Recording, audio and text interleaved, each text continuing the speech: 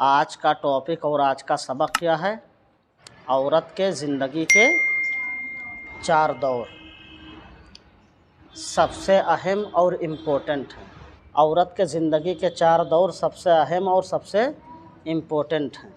وہ 4 دور کون ہیں؟ عورت کی زندگی کے راستے میں یوں تو بہت سے موڑ آتے ہیں، مگر اس کی زندگی کے 4 دور خاص طور پر قابل ذکر ہیں۔ عورت کے زندگی کے راستے میں یوں تو بہت سارے دور آتے ہیں، مگر اس کی زندگی کے 4 دور خاص طور پر قابل ذکر ہیں۔ نمبر 1، عورت کا بچپن۔ نمبر 2، عورت بالغ ہونے کے بعد۔ نمبر 3، عورت بیوی بننے کے بعد۔ نمبر 4، عورت ماں بننے کے بعد۔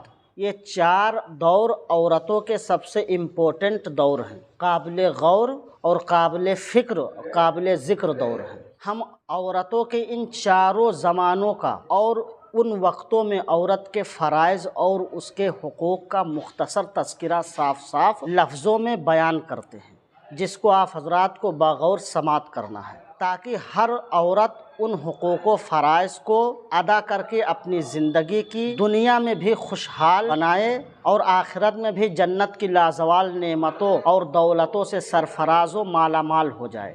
عورت کا بچپن کیسا ہونا چاہیے؟ لڑکی کی پرورش ماں باپ کس طرح کریں بچپن میں؟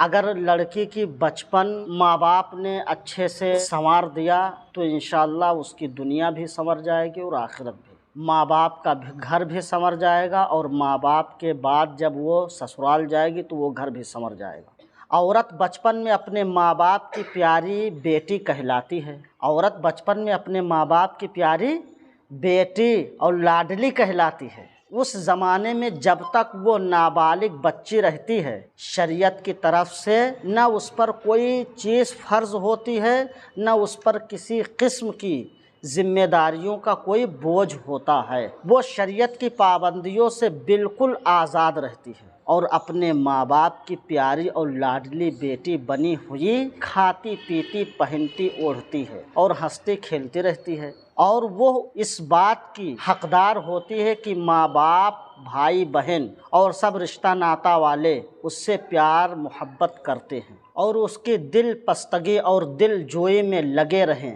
اور اس کی صحت و صفائی اور اس کی عافیت و بھلائی میں ہر قسم کی انتہائی کوشش کرتے رہیں، تاکہ وہ ہر قسم کی فکروں اور رنجوں سے فارغ البال اور ہر وقت خوشحال رہے۔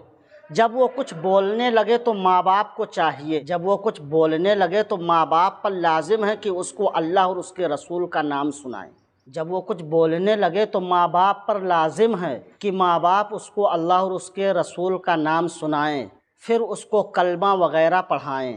جب وہ کچھ اور زیادہ سمجھدار ہو جائے تو اس کو صفائی ستھرائی کے ڈھنگ اور سلیقے سکھائیں، اس کو نہایت پیار و محبت اور نرمی کے ساتھ انسانی شرافتوں کی باتیں بتائیں اور اچھی اچھی باتوں کا شوق اور بری باتوں سے نفرت دلائیں۔ جب عورت پڑھنے کے قابل ہو جائے، جب لڑکی پڑھنے کے قابل ہو جائے تو سب سے پہلے اس کو قرآن کی تعلیم دی جائے۔ جب کچھ اور زیادہ ہوشیار ہو جائے تو اس کو پاکی اور ناپاکی، وضو اور غسل کا اسلامی طریقہ بتائیں اور ہر بات ہر کام میں اس کو اسلامی آداب سے آگاہ کرتے رہیں۔ اسلامی آداب سے کون آگاہ کرے گا؟ جب ماں باپ کو اسلامی آداب اور اسلامی طریقہ پتہ ہوگا تبھی تو اپنے بچوں کو سکھائیں گے۔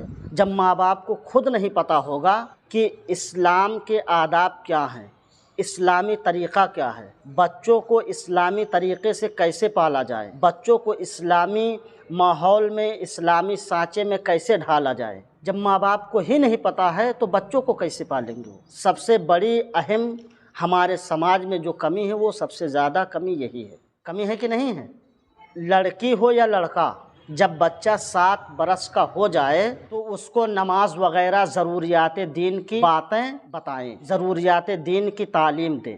لڑکی ہو تو پردہ میں رہنے کی عادت ڈالیں، لڑکی اگر ہے تو کھانے پکانے اور چھوٹے موٹے گھریلو کاموں کا ہنر بتائیں، برتن دھونے، کھانے پکانے، چھوٹے موٹے گھریلو کاموں کا ہنر بتائیں اور عملی طور پر اس سے یہ کام لیتے رہیں۔ اس کی کاہلی اور لاپرواہی اور شرارتوں پر روک ٹوک کرتے رہیں۔ बच्चों के काहली और लापरवाही और शरारतों पर रोक टोक करते रहें ताकि बच्चे मोहल्ले के आवारा लड़कों के साथ या उनके चक्कर में पड़ करके आवारा न बन जाएं और ख़राब औरतों और बदचलन घरानों के लोगों से मेल जोल पर पाबंदी लगा दें। अपने घर के बच्चों को ख़राब औरतों और बदचलन औरतों के लोगों से मेल जोल पर पाबंदी लगा दें। अपने बच्चों को आशिकाना अशआर और गीतों और आशिकी माशूक़ी के मज़ामीन की किताबों से दूर रखें। गाने बजाने और खेल तमाशों से दूर रखें ताकि बच्चियों के अखलाक व आदात और चाल चलन ख़राब न हो जाएं। जब तक लड़की बालिग न हो जाए उन बातों का ध्यान रखना हर माँ बाप का लाज़मी फ़र्ज़ है। अगर माँ बाप अपने फ़राइज़ को पूरा न करेंगे तो वो सख्त गुनहगार होंगे। यह है औरत का बचपन।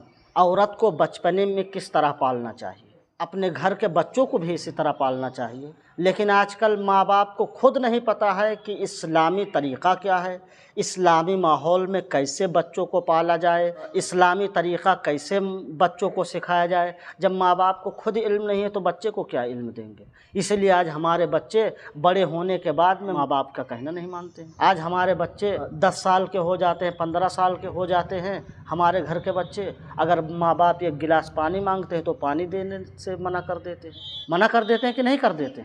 अगर माँ बाप कोई भी काम कहें तो माँ बाप की बातों को जवाब न दिया करो, बल्कि मोहब्बत से दिलजोई के साथ में उनके बातों को सुनो और उनके बातों पर लब्बैक कहते हुए हाजिर रहा करो। जो बच्चे माँ बाप का कहना नहीं मानते हैं वो खुशहाल नहीं रह सकते। इंशाअल्लाह आगे का सबक कल बताएंगे कि औरत बालिग हो जाने के बाद कैसे अपनी ज़िंदगी गुजारे। कल का सबक क्या है कि औरत बालिग हो जाने के बाद अपनी ज़िंदगी कैसे गुजारे। एक बात हमेशा आप लोग ध्यान रखिए, मेरा पैगाम है, हमेशा आप लोग ध्यान रखिए। दूसरों की खुशी में अपनी खुशी तलाश किया करो। दूसरों की खुशी में अपनी खुशी तलाश किया करो। अपनी खुशी के लिए किसी का दिल मत तोड़ा करो। अपनी खुशी के लिए किसी का दिल न तोड़ा करो। आप हमेशा ये देखिए कि मैं क्या कर रहा हूँ, किसी और को ये न देखिए कि वो क्या कर रहा है। इंशाअल्लाह आपकी ज़िंदगी खुशहाल हो जाएगी। हमेशा ये देखना है कि हम क्या कर रहे हैं, किसी और को नहीं देखना कि वो क्या कर रहा है, फला क्या कर रहा है। हमेशा ये देखिए कि मैं क्या कर रहा हूँ। कमियाँ अपने अंदर तलाश करने की कोशिश किया करें, ना कि दूसरों के अंदर कमियाँ तलाश करने की कोशिश किया करें।